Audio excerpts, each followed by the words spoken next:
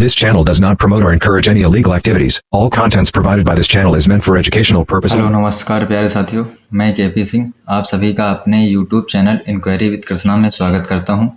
आज की वीडियो में मैं आप सभी को बताने वाला हूं पेंशन 31 मई 2025 से के बाद से यहां दोगुना कर दी जाएगी, यानी कि यहां पर विकलांग पेंशन, वृद्धावस्था पेंशन और विधवा पेंशन तीनों प्रकार की पेंशन 31 मई 2025 के बाद यहां पर डबल कर दी जाएंगी। सरकार का यह अहम फैसला लिया गया है कि 31 मई के बाद विकलांग, वृद्धा, विधवा तीनों प्रकार की पेंशन डबल कर दी जाएंगी। पेंशन के 3 नए नियम लागू किए गए हैं। ये कौन कौन से 3 नए नियम लागू किए गए हैं मैं आप सभी को इस वीडियो के माध्यम से बताने वाला हूँ। और पेंशन बढ़ोतरी, यानी कि पेंशन में बढ़ोतरी की जाएगी और कितने रुपए की यहाँ पर पेंशन में बढ़ोतरी होने वाली है, तो मैं आप सभी को बता दूं कि आप सभी को वृद्धावस्था, विकलांग, विधवा पेंशन में 4,000 से 5,000 रुपये के बीच में वृद्धि देखने को मिल जाएगी। और किन लोगों की यहाँ पर पेंशन हो सकती है बंद, यहाँ पर मैं आप सभी को ये भी बताने वाला हूँ कि किन किन लोगों की विकलांग, वृद्धा, विधवा पेंशन बंद कर दी जाएगी। और पेंशन जिन लोगों को मिल रही है वे लोग इस वीडियो के अवश्य देखें। उन सभी लोगों के लिए ये वीडियो बहुत ही महत्वपूर्ण होने वाली है जो लोग विकलांग, वृद्धा, विधवा पेंशन पा रहे हैं। पेंशनर की बल्ले बल्ले 1 अप्रैल से पेंशन में बम्पर बढ़ोतरी की गई है। जानिए नया अपडेट पेंशन न्यूज 2025। यहाँ पर मैं आप सभी को पेंशन के नए रूल्स बताने जा रहा हूँ। अप्रैल 2025 से पेंशन योजनाओं में बड़े बदलाव कर दिए गए थे। सरकार ने वृद्ध, विधवा और दिव्यांग नागरिकों के लिए पेंशन राशि में वृद्धि करने का निर्णय लिया था। यह कदम महंगाई और बढ़ती जीवन शैली को ध्यान में रखते हुए यह कदम उठाया गया था। इस योजना के तहत समाज के कमजोर वर्गों को आर्थिक सुरक्षा प्रदान करने का सरकार का उद्देश्य उनके जीवन को सम्मानजनक तरीके से जीने में मदद करेगी। पेंशन योजना का मुख्य विवरण, यहाँ पर मैं आप सभी को पेंशन योजना का कुछ डिटेल से बता दे रहा हूँ। सरकार ने अप्रैल 2025 के बाद पेंशन राशि में वृद्धि करने की घोषणा की है। यह वृद्धावस्था, विधवा और दिव्यांग पेंशन धारकों के लिए एक राहत भरी खबर है। इस योजना के माध्यम से मैं आप सभी को कुछ संक्षिप्त विवरण यहाँ पर दे रहा हूँ। योजना का विवरण और आपको जानकारी यहाँ पर मिल जाएगी। लागू तिथि ये 1 अप्रैल 2025 से लागू कर दी गई थी। लाभार्थी वर्ग वृद्ध, विधवा और दिव्यांग, इसमें 3 प्रकार के लाभार्थी होने वाले। मासिक पेंशन राशि 3,000 से 10,000 रुपये के बीच में आपको दी जाएगी। ये पेंशन राशि आपको श्रेणी के अनुसार दी जाएगी। शामिल राज्य, इसमें कौन कौन से राज्य शामिल है, यानी कि किन राज्यों में यहाँ पर 31 मई के बाद गवर्नमेंट पेंशन में बढ़ोतरी करने जा रही है, तो यहाँ पर आप सभी लोग स्टेट देख सकते हैं। राजस्थान, छत्तीसगढ़, उत्तर प्रदेश, मध्य प्रदेश, हरियाणा, पंजाब जैसे दिल्ली आदि राज्य में यहाँ पर पेंशन में बढ़ोतरी की जाएगी। आवेदन प्रक्रिया, इसकी आवेदन प्रक्रिया जो है ऑनलाइन और ऑफलाइन दोनों मोड में की जा सकती है। अगर आप आवेदन इसका ऑनलाइन मोड में करना चाहते हैं तो ऑनलाइन मोड में कर सकते हैं या फिर ऑफलाइन मोड में।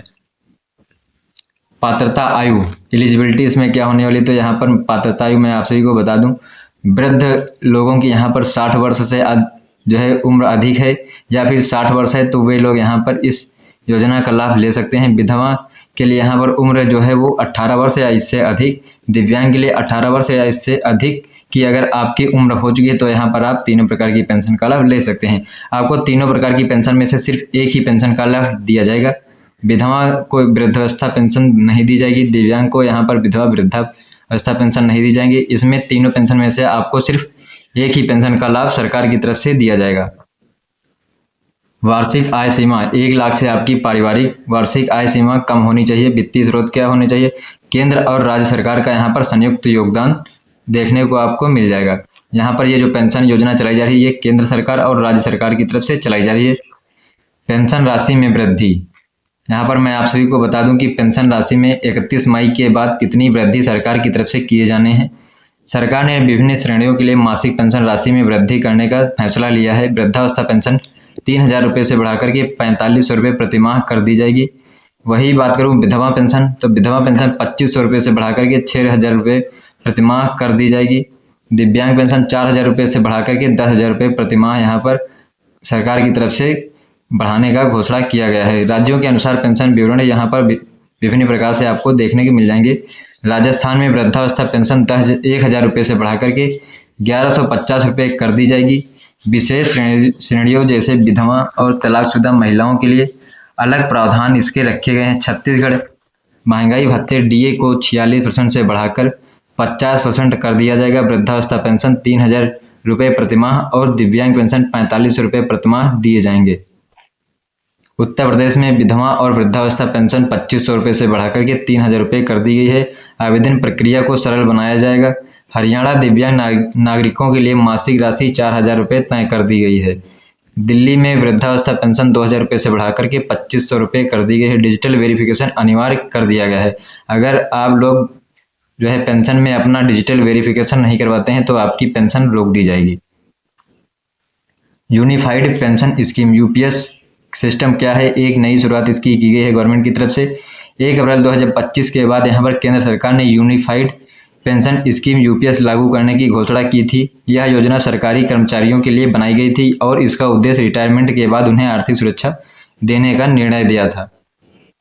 यूपीएस मुख्य विशेषताएं। यूपीएस की मुख्य विशेषताएं यहाँ पर क्या क्या होने वाले हैं? न्यूनतम मासिक पेंशन 10,000 रुपये, गारंटेड फैमिली पेंशन, अंतिम वेतन का 60% आपको दिया जाएगा।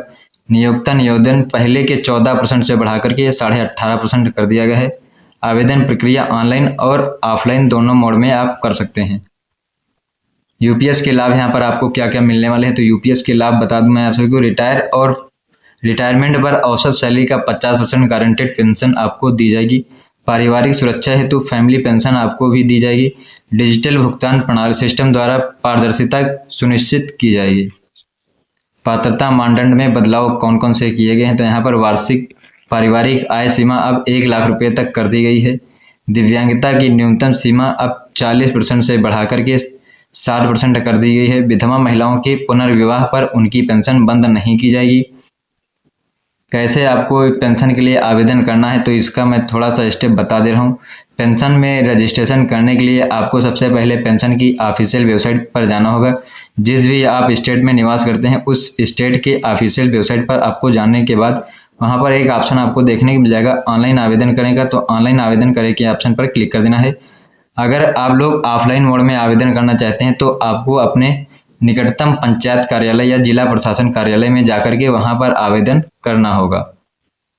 यहाँ पर इम्पॉर्टेंट डॉक्यूमेंट यानी कि आवश्यक दस्तावेज कौन कौन से लगने वाले हैं? तो पेंशन रजिस्ट्रेशन करवाने के लिए आपको यहाँ पर आधार कार्ड, बैंक खाता विवरण, आय प्रमाण पत्र, विकलांगता प्रमाण पत्र दिव्यांगों के लिए सिर्फ है।